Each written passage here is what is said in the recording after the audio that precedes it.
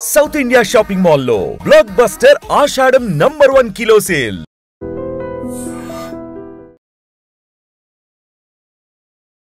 Cinema industry రాకముందు నుంచి పరిచయం నాకు.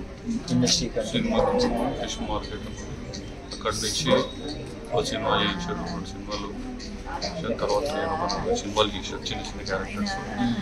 ఆ తర్వాత నేను బిజినెస్ ఫిష్ చాలా బాగుంటుంది, చాలా మంచివాడు, వ్యక్తిగతంగా చాలా మంచివాడు, ఎవరికైనా హెల్ప్ చేశాడు. సినీ ఇండస్ట్రీలో చాలా కష్టపడి ఆర్టిస్ట్ అయ్యాడు. చాలా అంటే అది చెప్పుకోలేము, అందరితో బాగుండేవాడు, అందరూ పిలిచి మంచి యాక్టర్. ఇండస్ట్రీ వాళ్ళకు కూడా థ్యాంక్స్ చెప్పాలి. ఎందుకంటే ఇండస్ట్రీ అనేది ఎంతో మంది పోతారు, అందరికీ సక్సెస్ కాదు. ఆయన ఫిషింగ్ అంటే గుర్తింపు తెచ్చుకోవాలి, ఆంధ్ర తెలంగాణ మంచి పేరు సంపాదించాడు. ఆర్థికంగా మాత్రం నేను సంపాదించుకోలేదు, డబ్బులు మాత్రం లేదు. ఎవరు అడిగిన సాయం చేశాడు. ఆయన ఎంత సాయం అయితే అంత చేసేవాడు. సొంతంగా అనుకుంటూ ఏం చేసుకోవాలి, ఇలా జరుగుతాయని ఆయన ఊహించేది. ఇన్సూరెన్స్లు కానీ అది కానీ ఏం చేయలేదు. వాళ్ళ పిల్లలు వాళ్ళు ఇల్లు అనేది బాగా చూసుకునేవాడు. ఆరోగ్యం అనేది ఎవరి చేతులు ఏముంది. ఆయనగా నా హెల్త్ ఖరాబ్ అవ్వడం వల్ల ఆయన ఇక్కడ పోలేకపోయింది. నాతోటి మాత్రం బాగా రోజు కంటే ఏదైనా నాకు చెప్పాడు, మంచి చెడు ఇలా జరిగింది.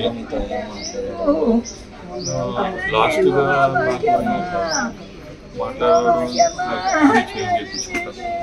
కిడ్నీ ఒక డోనర్ చెన్నై నుంచి ఆయన నాకు ఇస్తాను, చాలా మంది హెల్ప్ చేస్తాను. ఆ కిడ్నీ వేసుకున్న తర్వాత మంచిగా నేను పని చేసుకుంటాను అదే ఆశతో.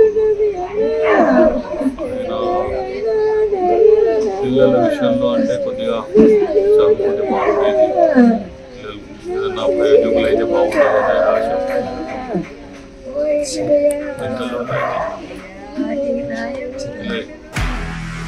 నిజంగా ప్రస్తుతం ఉన్నటువంటి సమాజం దేనికి ప్రయారిటీ ఇస్తుంది? ఆర్థిక సంబంధాల చుట్టూ మాత్రమే తిరుగుతుంది. మళ్ళీ ఎన్నికలంగానే చాలా విరక్తి కలుగుతాను. మంచి అనిపిస్తుంది కదా, లేడీస్ కూడా ఛాలెంజింగ్ జాబ్స్ చేసినప్పుడు చాలా బాగుంటది. ట్రాఫిక్ అసిస్టెంట్స్ గా నియమించిన ట్రాన్స్జెండర్స్ అందరితో సాల్యూట్ చేయించుకుంటున్నారు. ఫుడ్ డెలివరీ ఇవ్వటానికి వెళ్ళినటువంటి డెలివరీ బాయ్ అనిల్ పై కళ్ళ ముందు